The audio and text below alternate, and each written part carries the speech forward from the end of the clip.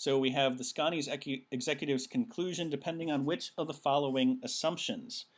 Their conclusion is they have declined to address, so they have the choice between dealing with advertisements on their beer's great taste or on their lower calorie count.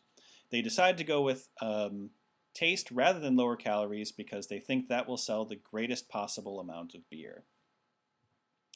So the conclusion or the assumption in anything like this, when someone has a plan or they have a some kind of course of action laid out, one of the assumptions is that it's going to work the way they thought it would. So we need something that says, yeah, it really will sell the greatest possible amount of beer. So the assumption is that this is the right thing to do.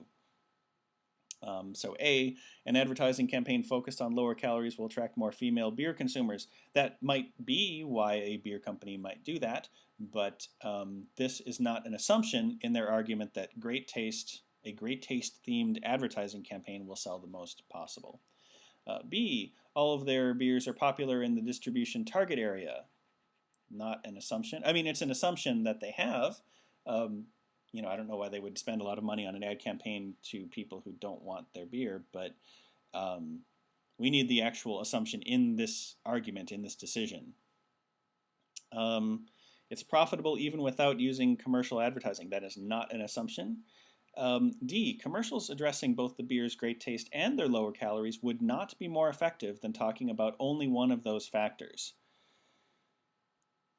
That's a long answer choice, and so it's easy to kind of lose sight of what it's saying. What this is ultimately saying is that some other way, some other strategy, some other marketing campaign isn't better than the one that they chose. Their conclusion was that focusing on great taste will sell the greatest possible amount. The assumption that they're doing is that that one is the one that will sell the most, and that concentrating on anything else would not sell more. So this really is their assumption, that doing both the great taste and the lower in calories, both together, that would not be better than great taste alone as a subject of an ad campaign. So this is their underlying assumption. E just says they're considering starting a line of non-alcoholic beers, which is completely outside the scope of the argument, and it is therefore answer choice D.